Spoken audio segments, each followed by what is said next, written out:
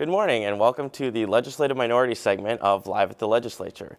Joining us today to talk about a host of issues is Representative Gene Ward, the Minority Leader representing District 17, which spans from Hawaii Kai all the way to Kalama Valley. Rep. Ward, good morning. Good morning. Thanks for joining us.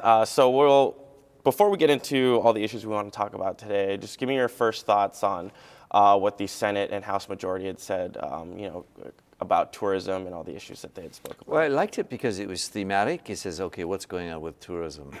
But it also led me to think of how we've really failed to restructure or diversify our economy. We got all our eggs in one basket, or let's say two baskets. As it was indicated, we had ag and then tourism. Now we got ag and military spending.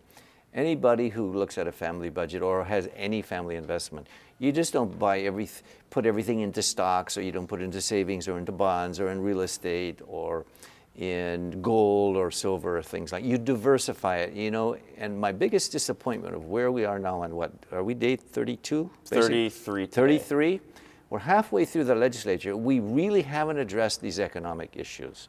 Okay, we talked about tourism, but the economic issues that I'm concerned about is that we don't have a mindset, or we have a myopia, kind of a nearsightedness about economic opportunities. Case in point, we got a bill going through to cut the tax credit for filmmaking here.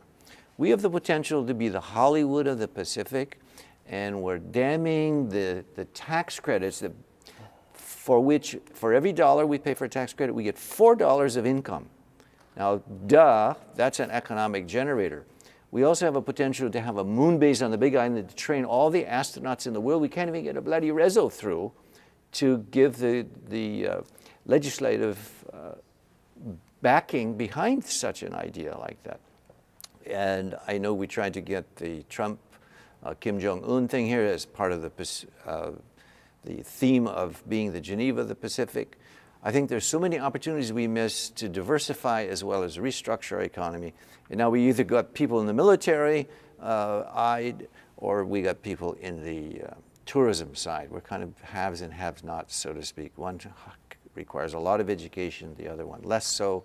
And then we've got a small business community that's basically trying to strive and stay alive. So my point is, we can do more economic development. I'm not even talking about what Trump did in terms of tax cuts and regulation cuts. We haven't even touched on that. I'm just talking about opportunities that are just low-lying fruit, low-hanging fruit that we can do. And I hope future legislators will get a little bit more economic diversification into there. So anyways, that's first disappointment of the session. I want to touch really quickly on the lunar moon base Yes. reso that you've been sort of championing the past couple of years. We hear the governor talk about, innovating our economy and our education sector, but one of the things is, we obviously don't have that geographic strategic advantage of, maybe a Silicon Valley or a Seattle. So given our isolation and given just the resources that we have now, how does the moon base fit into the future of Hawaii's economy? Any state that does well uses its strategic advantages to the ultimate. Our strategic advantage for the moon base is that we have a mountain that looks like a moon. We have the actual craters and the simulation of the regolith, the whole lava. You can't be closer to the moon than when you drive from the Keaole airport into Kona. It's just amazing. And what we've got is we have a gem in Hank Rogers, the Tetris founder or marketing owner of that. He's what DBED has running Pisces, and he is so much behind the moon base. What he needs is some oomph from the legislature. As he goes throughout the world recruiting people, he wants to train every astronaut in the world on the Big Island. And we have the potential, because there's no better training place in the world. You can simulate not only the environment on the outside, but you can bring in the simulation on the inside. He also wants to have a visitor industry where you can walk as a tourist into a simulated environment. So those kind of opportunities are there. We're just now, again, as I said earlier, the Hollywood of the Pacific, we're just getting a kind of a momentum in the areas of filmmaking. But when we cut the tax credit, we're not being competitive. So being competitive for the Big Island, we got the best environment in the world in our location and in our mountain, but it's where we just haven't moved ahead on that. And now we'll transition back. We'll sort of recap of what you and the minority were looking at during crossover last week, two weeks ago, I believe. What were some of the surprises about crossover, some of the things that stuck out to you, and some of the things now that the House is hearing Senate bills that you're looking at? Well, I think one of the disappointments for those of us who are not or for a drug, or who are for a drug-free Hawaii, is that the decriminalization pretty much sailed through. As former Representative Marcus Oshiro said, you do the medical marijuana dispensaries, and then you're 2 to 3 to 4 years away from decrim, and then recreational marijuana. I think that's bad for our youth. It shows scientifically that the brains, if young people get into it, which they do already, is going to be a detriment. We're going to have a group of wusses that are going to be growing up and smoking weed and lackluster for what otherwise now is a very competitive economic international situation militarily.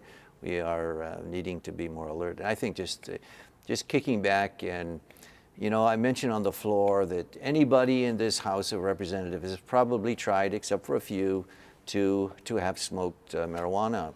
And interestingly, Kaeo, I was told by the majority leader that those remarks that I made should be struck from the journal, from the record. Now, why admitting that most people, when I was in the Peace Corps, everybody was trying something, those kind of things, using censorship, at the same time trying to promote marijuana, at the same time not allowing somebody on the floor of the House to talk about marijuana, I thought was great irony. We've got about a minute and a half left. Transitioning to maybe one of the bigger issues that will affect the taxpayers here is SB 1474, which the GET is tax increase. GET for schools.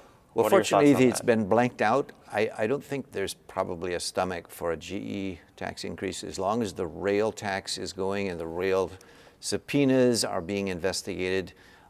It shows that probably not much favor to do that. At the same time, I'm really disappointed that the rail audit has been canceled, even though that was at the advice of our great Les Kondo, who knows that we've got to get to the bottom of it, but we canceled it, and I introduced a amendment on the floor to just postpone it. But the realities are the cost of living in Hawaii is the highest. The GET tax is the most regressive. It ain't gonna happen. We've got about 20 seconds left. Any final thoughts? Yes, I think the budget for the Hawaiian homes needs to be reinstated as to what the governor had put it in it. It's like another potential thing. We got 203,000 acres, 100 years, and we only have 9,700 homesteads. We have to up our game, and we got to get the Prince Kohio vision funded and the promises fulfilled for the Hawaiian community. Representative Ward, as always, thank you for your time. Thank you to Pleasure. the viewers. We will see you next week.